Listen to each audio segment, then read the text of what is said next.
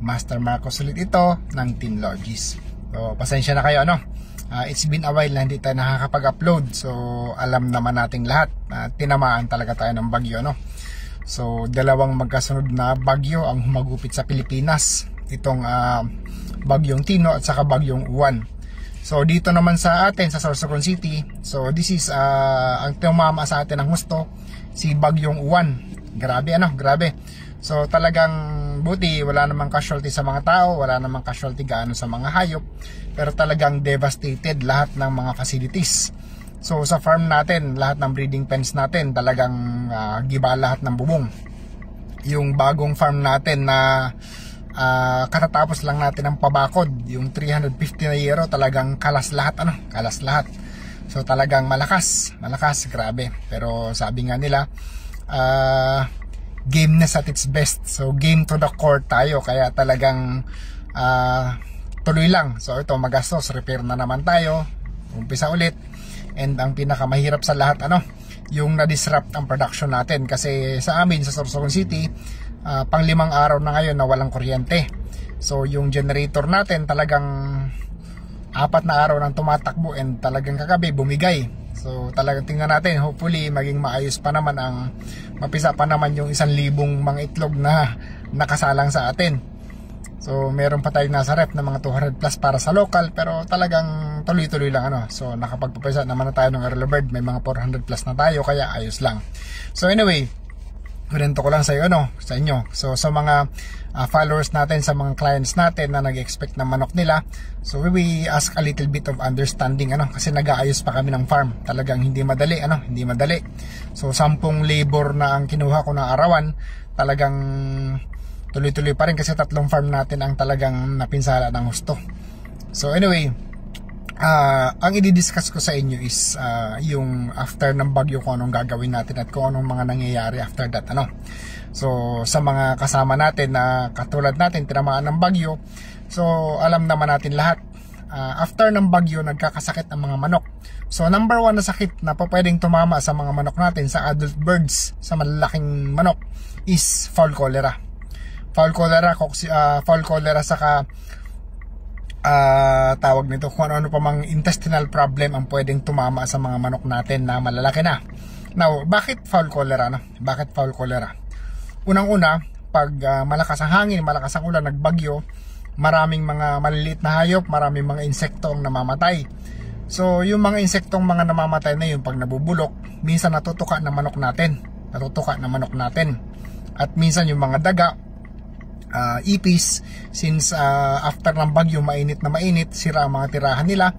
So pag sa mga pakainan, painuman ng mga manok natin, minsan naiihian nila, nakakainan nila, so yung dumi nila napupunta. Pero yung number 1 na cause ng fowl cholera is yung mga nabubulok na mga maliliit na hayop na hindi natin napapansin, nakakain ng manok natin.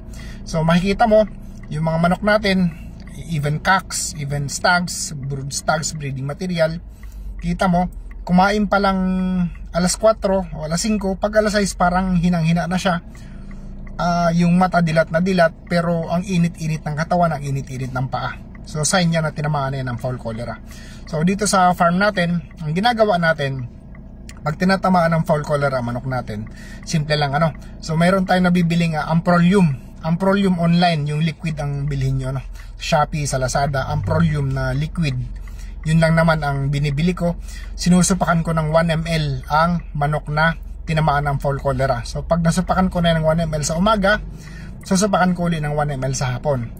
So ito ang sikreto pagkasupak nyo, halimbawa ngayong hapon nyo nakita, paggabi, pagkasupak nyo ng 1 ml, iligay nyo sa may ilaw, babaran nyo ng tubig na malinis, sariwa, kung pa pwede may electrolytes. Kasi ang nakakamatay sa manok, hindi naman yung cholera, kundi yung dehydration, kasi uubusin niyang ilalabas sa katawan niya yung liquid na meron siya, nagtatae siya kumpara sa tao, diarrhea. So ngayon, yung Amprolium, ginagamot niyan yung bacterial infection sa loob ng bituka ng manok. Yung tubig naman or yung electrolytes na intake or binibigay natin na iniinom niya, kasi siguradong iinom yan dahil uhaw yan. So yung binibigay naman natin sa kanya, sa manok na may sakit, is for his fast recovery. So pansinin nyo, kinabukasan lang maayos ang pakiramdam ng manok, pwede nyo nang ilabas parang walang nangyari. So yun lang ang sikreto, amprolium, umaga sa kahapon, tapos babaran nyo ng tubig na malinis na sariwa, kung pwede electrolytes.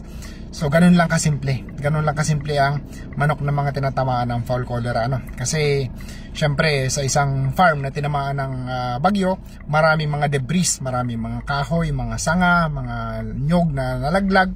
So sa ilalim niyan, pag naglinis tayo, pag nagtanggal tayo ng mga basura, posibleng may mga patay na hayop na mahuhukay na makakain ng mga manok natin.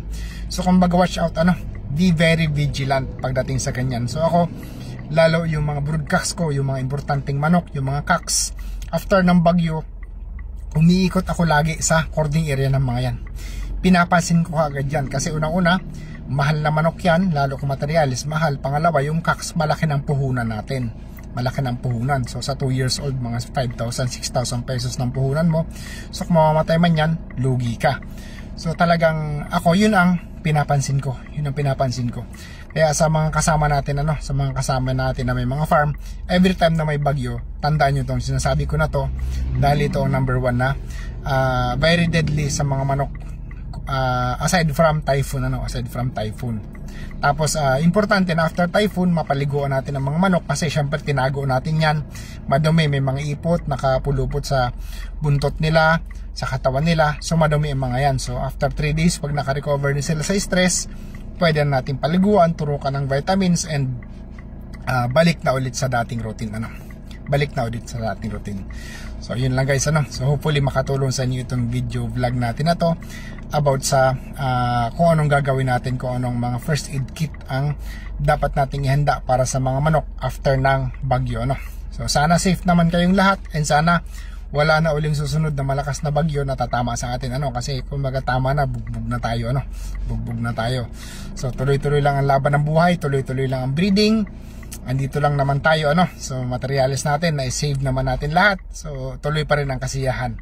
So yung mga laban natin medyo magkakancel muna tayo ng ibang mga laban dahil nga yung mga manok natin hindi pa gaanong ready. So 5 araw hindi na ilawan, naglinis, na-stress, grabe. So nasa recovery pa sila. So maraming salamat sa inyong lahat. Mag-ingat po tayo lagi.